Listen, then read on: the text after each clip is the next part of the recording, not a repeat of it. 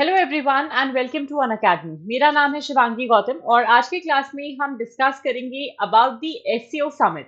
तो India host करेगा, या अगर हम इंडिया की बात करें, जितने भी सुरक्षा सलाहकार हैं या जो सिक्योरिटी एडवाइजर्स हैं एससीओ कंट्री के, उन सब के उन सब की बैठक को होस्ट करेगा हिंदुस्तान, या मेजबानी करेगा of all the national security advisers of the SCO nations. ये किस रीजन की वजह से न्यूज में है, कौन से प्रोमिनेंट सेंटर्स ऑफ डिस्कशन होने वाले हैं, एससीओ ग्रुप क्या है, कौन से कंट्रीज इसका पार्ट है, आज की क्लास में हम इन सारी चीजों पे डिटेल में डिस्कशन करेंगे। अगर हम बात करें एससीओ की, तो इंडिया होस्ट करेगा एक नेशनल सिक्योरिटी एडवाइजर्स का मीटिंग, जहां पे अटेंड किया जाएगा ये by the secretary of the security council for the Russian federation, Nikolai Patrushev का आना क्यों इतना ज्यादा इंपॉर्टेंट है, अगर हम बात करें as we move further ahead into the class में बताऊंगी आपको। इस मीटिंग को चेयर करेंगे इंडिया के एनएसए श्री अजीत डोभाल जी, जहां पे इसको अटेंड किया जाएगा by a lot of high level delegates of the central Asian republics also. India के एनएसए का और सेंट्रल एशियन रिपब्लिक के जितने भी एनएसए हैं उनका एक मीटिंग पिछले साल भी हुआ था, और डिप्लोमेटिक सोर्सेज ने कंफर्म करा है कि शायद चाइना और पाकिस्तान के जो एनएसएज हैं वो भी इसमें वर्चुअली पार्टिसिपेट कर सकते हैं।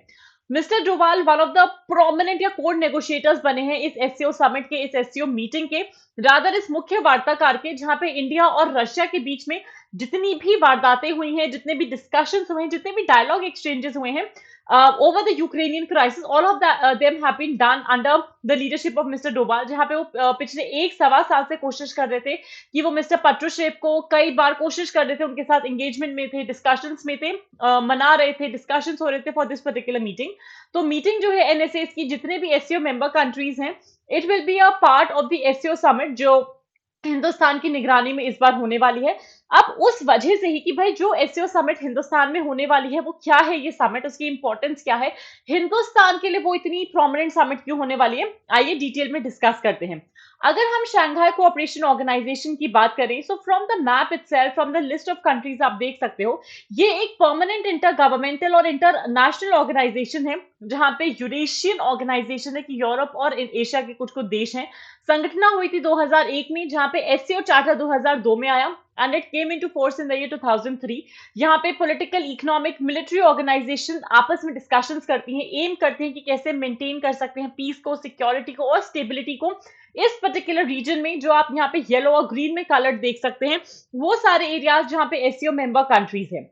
अगर हम बात करें शंघाई कोऑपरेशन ऑर्गेनाइजेशन की जेनेसिस की, कि भाई इसकी शुरुआत कहाँ से हुई, कौन से इसके फाउंडिंग मेंबर्स थे, स्टार्टिंग में कौन से मेंबर कंट्रीज आए, एससीओ की संगठना से पहले वी हैड शंघाई 5। तो शंघाई कोऑपरेशन ऑर्गेनाइजेशन से पहले हमारे पास कजाकिस्तान, चाइना, किर्गिस्तान, रशिया और ताजिकिस्तान, ये 5 देश थे जो शंघाई 5 के नाम से जाने जाते थे।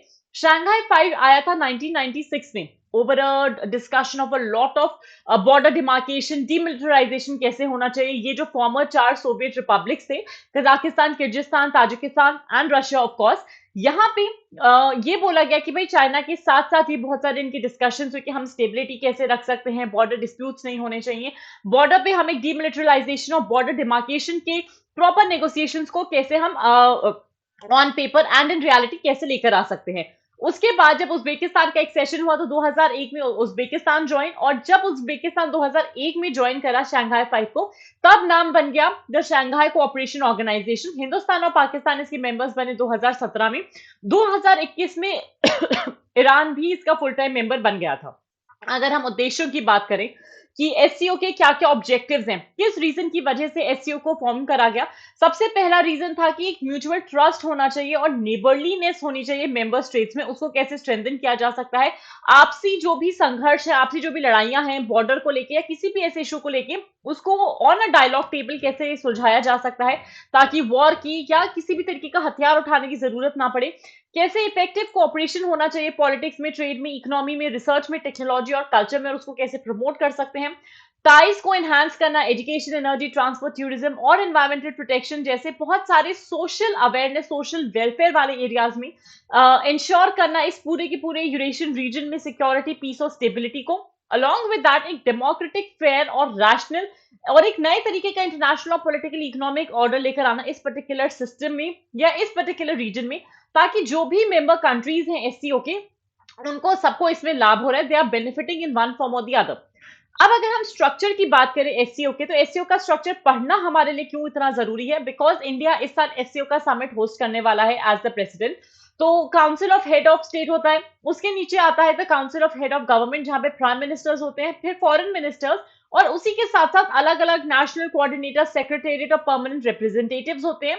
And apart from that there are two important council, जैसे नॉन गवर्नमेंटल इंस्टीट्यूशंस में इनका business council, inter bank consortium होता है, स्पेशल वर्किंग ग्रुप्स होते हैं, सीनियर ऑफिशियल का मेंबर होता है, अलग अलग मिनिस्ट्रीज और डिपार्टमेंट के हेड्स होते हैं जो मीटिंग करते हैं। ऑन दी अदर हैंड जो इनका रैट्स काउंसिल है, the regional anti terrorist structure, ये स्पेसिफिकली इसीलिए फॉर्म किया जाता है ताकि इस पूरे के पूरे नेबरहुड में, जहां पे जिस जिस जगह से एससीओ कंट्रीज आती हैं, एससीओ के मेंबर कंट्रीज हैं, वहां पे कोई भी टेररिस्ट एक्टिविटी नहीं हो रही है, and these countries can work together to ensure कि रैट्स काउंसिल सक्सेसफुल है और एंटी टेररिस्ट स्ट्रक्चर कैसे प्रोवाइड किया जा सकता है। इसी की वजह से, क्योंकि एनएसए का मीटिंग हो रहा है, हमारे लिए नेशनल सिक्योरिटी काउंसिल को पढ़ना भी बहुत जरूरी है यूपीएससी पॉइंट ऑफ व्यू से। क्यों? और इस वजह से भी कि भाई एनएसए ने इतना बड़ा दारोमदार संभाला है। तो एनएससी की बात करें, नेशनल सिक्योरिटी काउंसिल हिंदुस्तान का एक 3 टियर्ड ऑर्गेनाइजेशन है, जहां पे political, economic, energy, security issues या जो भी स्ट्रेटेजिक कंसर्न का इशू है हिंदुस्तान के लिए, उसके ऊपर वाद विवाद डिस्कशन किया जाता है। नेशनल सिक्योरिटी एडवाइजर जो है वो प्रिसाइड करते हैं, या he is the president of the national security council, और वो प्राइमरी एडवाइजर होते हैं to the prime minister on the above issues like political, economic, energy and security issues. As of now हमारे जो प्रेजेंट एनएसए हैं, that is mister Ajit Kumar Doval, ये operate करता है within the executive office of the prime minister only. तो PMO के under ही NSA का ऑफिस आता है, जहां पे there is a proper liaisoning between the government executive branches और इंटेलिजेंस ब्रांचेस। जितनी भी इंटेलिजेंस सर्विसेज है, सिक्योरिटी सर्विसेज है, वो सारा का सारा रिपोर्ट एनएसए को देंगे, who will be briefing the prime minister ahead. तो as a result of that NSA का रोल बहुत प्रोमिनेंट हो जाता है कि इंडिया के किसी भी एनर्जी सेंटर पे, न्यूक्लियर सेंटर पे क्या कोई खतरा तो नहीं मंडरा रहा है, और हम क्या क्या स्ट्रेटेजिक एक्शंस को ले सकते हैं for the betterment and to strengthen the security of India. अगर हम बात करें प्रीवियस ईयर क्वेश्चंस की, शंघाई कोऑपरेशन ऑर्गेनाइजेशन और जितने भी ऐसे इंपॉर्टेंट ऑर्गेनाइजेशन है जिसका भारत पार्ट रहा है, इनसे रिलेटेड सवाल ऑलमोस्ट हर साल ही यूपीएससी पूछता रहता है इन वन फॉर्म और द अदर, इसीलिए इंटरनेशनल ऑर्गेनाइजेशन इतने इंपॉर्टेंट होते हैं। तो 2022 का सवाल था, out of the given four, out of the given three आपने बताना है Asian infrastructure investment bank, missile technology control regime और शंघाई कोऑपरेशन काउंसिल में से हिंदुस्तान किसका पार्ट था? बहुत आसान सवाल है, कमेंट्स में जरूर इसका आंसर कीजिएगा। We will also share the right answer with you guys. आज की क्लास में मेरी तरफ से बस इतना ही। Stay tune for more at Unacademy, like this video, share it as much as you can, and stay tuned to UPSC Unstoppable. Thank you so much and have a great day, everyone.